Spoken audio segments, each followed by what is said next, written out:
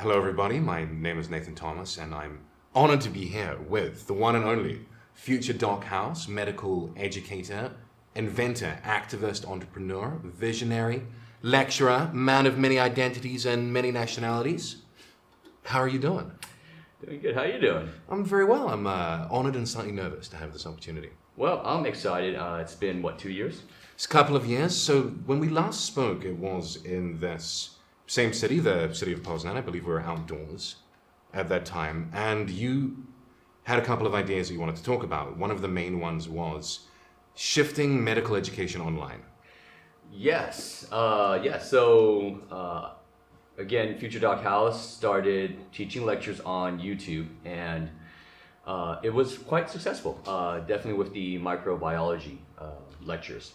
And so from there, it kind of went into the question bank, QUPI, QUPI.com, QUPI.com question bank, where there's 10,000 questions, 10,000 medical questions to help medical students pass their exams, to help medical students practice passing their exams, practice their medical knowledge so that they can pass their exams. So I think with the 2 years in coronavirus, COVID-19, COVID 2020, I guess now, and where are we at? And counting. There's like Delta variants, Omega variants. They're going to run out of Greek letters. They're going to run out of alphabets in the Greek alphabet, I think. So they're starting to make up new names, probably.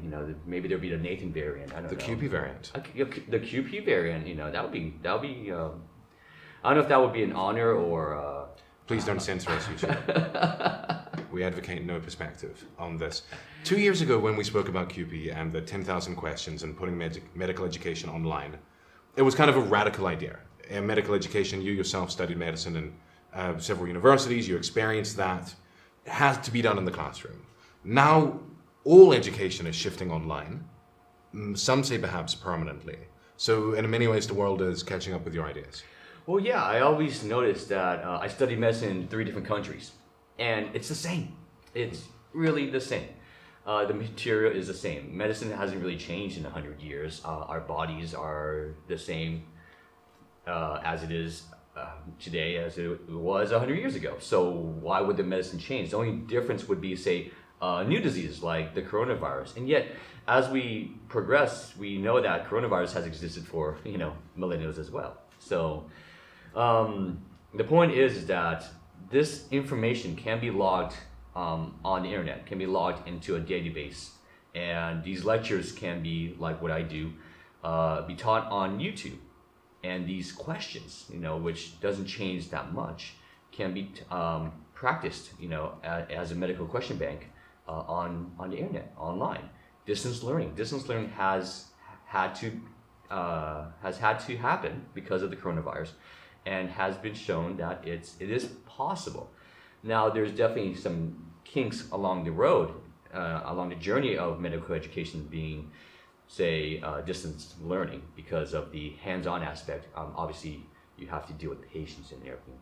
But for at least the theoretical part of the medical education, it definitely can be taught online and through distance learning. And QUPI is committed to do it now. So that's an exciting validation of the core premise, which is that much of the medical education experience can be translated into an online format. Correct. And another thing that you were very passionate about a few years ago, and obviously remain now, you even authored a book about it called Is There a Doctor Aboard?, is the global doctor shortage, the aging populations of the world, combined with bureaucratic restrictions on the number of doctors getting residency programs, meant that there were not enough doctors, and this problem was just going to get worse and worse. Now, you tried to raise the alarm with your book. Not enough attention was given to this problem, and then, once again, the pandemic really underlined the importance of that. Yeah, and unfortunately, the pandemic took out a lot of the aging doctors, whether it was through the coronavirus, or whether the doctors that were there and about to retire saw it as a perfect opportunity to retire, to kind of self-preservation in a sense. And you can't blame them.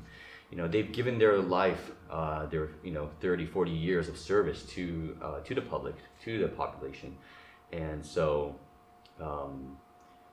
we definitely have even more so a doctor shortage because of this pandemic. Not only that, but we're also losing a lot of nurses and a lot of burnouts. Burnouts from the coronavirus. We're overworked and just not enough medical professionals in general.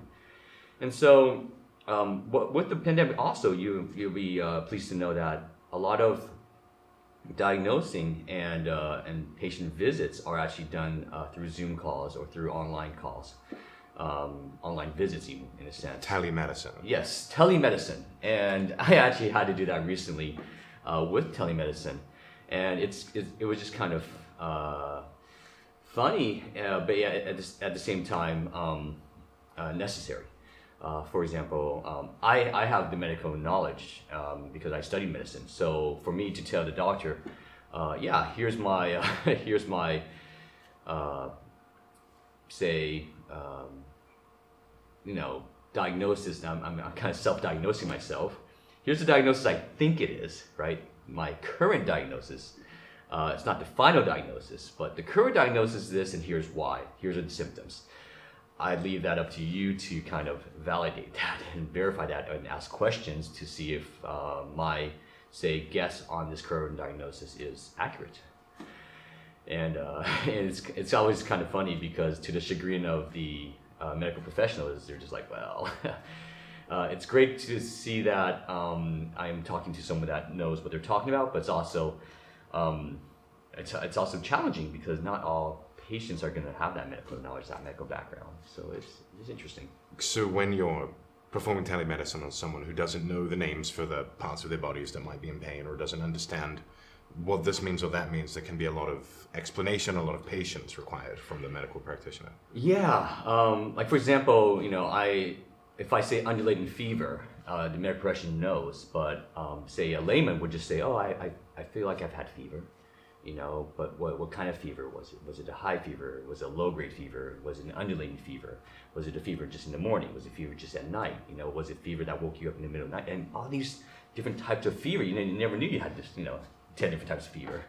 But if you went to medical school, you would. So it's kind of challenging for the doctors to diagnose someone through the tele, in a sense.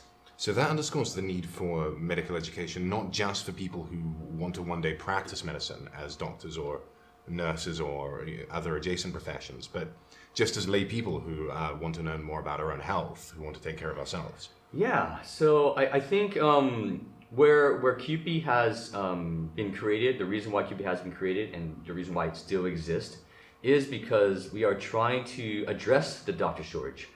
And in addressing the doctor shortage, we have obviously a platform where you can learn medicine through the Future Doc House YouTube channels, as well as practice your medical knowledge through the QUPI question bank. Obviously, the question bank is probably more for the medical students, not for the layperson. But in this progression and in this evolution of how QUPI has come to be in existence and why it exists, I created another channel called MedBuzzFeed. And so MedBuzzFeed is actually more of a current events, medical news channel where I talk about medicine, but I also break it down in layman's term. And it's relevant, it's current, and people seem to be very receptive towards it, especially with the whole coronavirus updates, because there's so much misinformation out there. Is coronavirus transmittable to pets or to other animals? And the scientific answer is always yes and no. It's never clear cut, and that's where Medical BuzzFeed comes to kind of give clarity to those situations. So there's a kind of a mission here that you have to make medical knowledge accessible, and part of the way to do that is to make it entertaining. Yes. So even with Future Doc House channels has always been kind of the lecture. I'm usually wearing a scrub. I'm trying to give the information as quickly and concisely as possible so that the medical students can grasp the important parts of the medicine that they need to learn and that they need to have to pass their exams. With Medical BuzzFeed, it is a bit entertaining because there's obviously so many personas with me. There's Future Doc House, there's JT Maticus, the writer and film producer, and then there's Well, there's a new character called Jessica's, the millennial intern that I threw in there just for, I guess, a humorous comedic relief segment, and it's been well received. Different perspectives discussing medical issues from both serious and erudite as well as perhaps less formal perspectives. Correct. Yeah. And what is next for you now? So you've been in the United States throughout most of the pandemic. You're back in Poland now. QUPI is about to launch a new iteration. Yes. So yes, it's been quite a journey through the whole coronavirus. I didn't have really a studio because of the pandemic, so I had a makeshift studio in my mother's living room to her protest. To her delight. Yeah, to her delight, I took over her living room. So I basically just emptied out her living room of all the furniture, set up green screens and a set basically, and I started shooting Future Doc House videos and Med BuzzFeed videos. But once things started opening up again, my mother said no, enough of that, and I had to tear the studio down. So I am in the process of trying to recreate that studio, whether it's in my office or maybe I rent a space to have a permanent studio to continue making these videos. It's just right now a transition period, but definitely I am committed, as well as QUPI is committed, to making medical education accessible and relevant, and committed to addressing the doctor issues through medical education. We need more doctors, and we need these doctors, these medical students, to become doctors. And using our platform, I believe that they will have an easier time passing their exams and becoming the doctors that they dream to truly be and serve the public, serve the world. And people can learn more by visiting QUPI.com, QUPI.com, or looking up Future Doc House or Med BuzzFeed on YouTube. All right. Thank you, Future. Thank you.